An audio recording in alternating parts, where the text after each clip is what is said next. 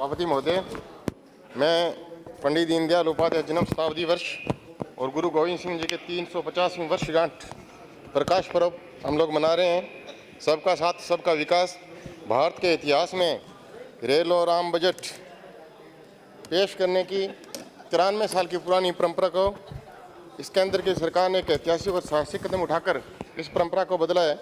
माननीय प्रधानमंत्री जी का, आदरणीय वित्त मंत्री जी को मैं धन्यवाद देना चाहूँगा। बजट के समय में बदलाव कर केंद्र सरकार के साथ राज्य सरकारों को भी बजट आवंटन की योजनाओं को सही क्रियान्वित करने के लिए उनको उचित समय और उचित समय मिल सकेगा। 2017-18 के बजट में सही मायने में भारत के किसान, मजदूर, गरीब और दलित वर्ग के उत्थान के लिए बजट है। गांव का किसान, मजदूर, पिछड़े तबके का विकास केंद्र सरकार की प्रतिबद्धता रही है। महोदय, मुद्रास्फीति को नियंत्रण में लाना, भारत को चालू घाटे को कम करना, अर्थव्यवस्था को फिर से विकास के पथ पर ले जाना और उसका अग्रसर करना, काले धन के विरुद्ध देशव्यापी अभियान चलाना, भ्रष्टाचार, काले धन, नकली मुद्रा और आतंकवाद को फंडिंग रोकने हेतु विमुद्रीकरण सरकार की उपलब्धियां प्रमुख रही है।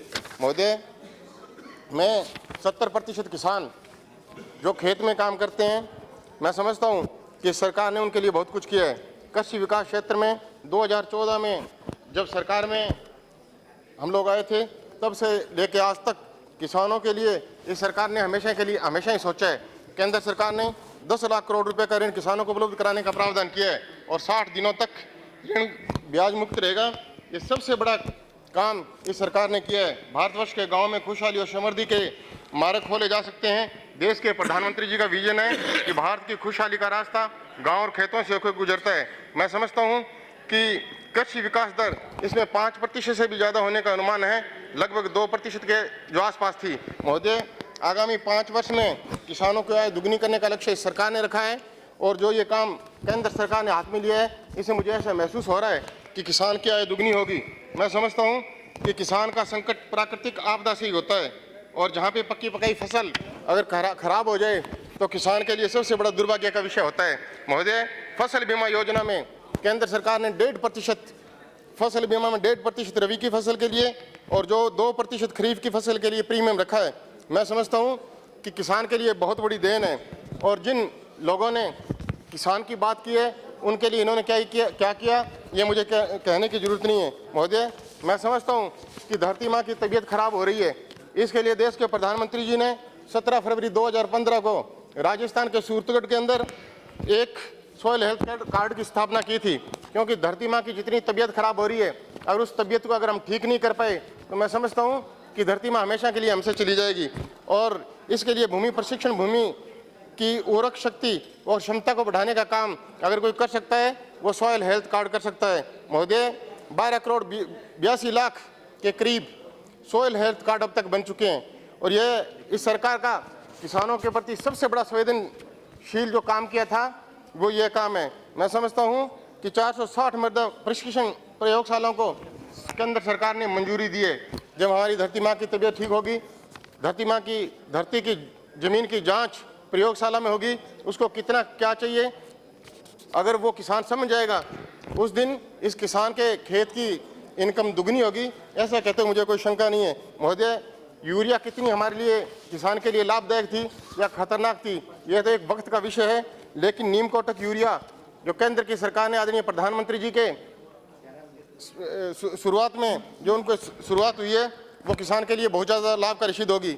महोदय, मैंने 1 साल पहले NFL एक प्लांट है भटिंडा में, मैंने उसको देखा था, जहाँ ज़मीन की मात्रा 4% उसमें नाइट्रोजन होना चाहिए, वहाँ पे ज़मीन की मात्रा में 18% नाइट्रोजन है। इतनी ज़मीन खराब हुई है और मैं समझता हूँ कि अगर हम लोग नीम कोटक यूरिया का प्रयोग करें और उस ज़मीन की सही जांच करवाएं, वो ज़मीन कभी खराब नहीं हो सकती।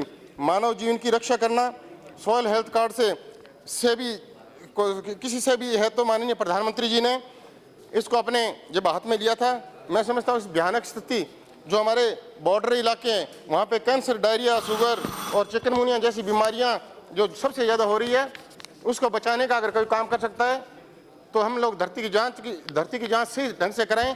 इसके लिए प्रयोगशाला बनाई गई है। महोदय, मैं एक बात और कहना चाहूँगा कि हम लोग सर्जिकल स्ट्राइक की बात कर रहे हैं और ये लोग सर्जिकल स्ट्राइक का मजाक उड़ा रहे हैं। मैं समझता हूँ कि सर्जिकल स्ट्राइक का मजाक उड़ाना कितना घातक और खतरनाक हम सब के लिए हो सकता है। कल मैं देवगौड़ा जी का भाषण सुन रहा था, उन्होंने नोटबंदी को भी सर्जिकल स्ट्राइक के साथ में जोड़ दिया है। और मैं समझता हूं कि सर्जिकल स्ट्राइक का मजाक उड़ाना, सेना के जवान वहां पे कैसे पहुंचे। जी सर, समाप्त करिए। सर अभी तो मैंने शुरुआत की। नहीं, 6 मिनट आप बोल चुके, 1 मिनट ज्यादा, इसलिए आप समाप्त करिए। सिर्फ 5 मिनट तो बोलने दो सर, आगे समाप्त करिए।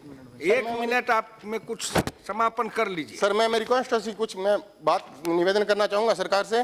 महोदय, मैं आपके माध्यम से सरकार से निवेदन करना चाहूंगा कि सूरतगढ़ से वाया राय सिंगना, श्री करणपुर, श्री गंगानगर, हनुमानगढ़, नौर, भादरा, सादुलपुर, लुहारू, रेवाड़ी होते हुए एक इंटरसिटी की घोषणा हुई थी, वो अभी तक चालू नहीं हुई है। 1998 में देश के तत्कालीन प्रधानमंत्री आदरणीय अटल बिहारी वाजपेयी जी ने Garhsinghpur via Padampur, Rawatsar, Sardarsar, Sadulpur rail line के लिए घोषणा की थी, सर्वे करवाने की घोषणा की थी। महोदय वो भी अभी तक पेंडिंग है।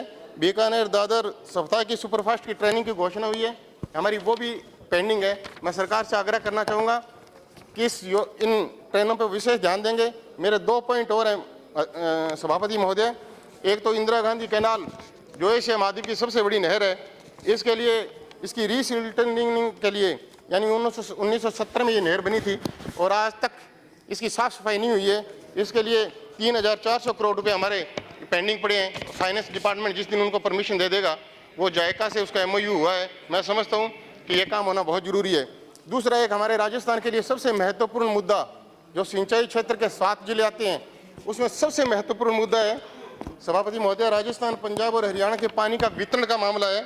जो BBMB के सदस्य के रूप में बारी बारी से तीनों स्टेटों का एक सदस्य हर साल नियुक्त होता था, ये केंद्र सरकार के और आदरणीय प्रधानमंत्री जी के निर्देशन में किया हुआ था और आज तक राजस्थान का एक भी सदस्य एक बार भी नियुक्त नहीं हुआ।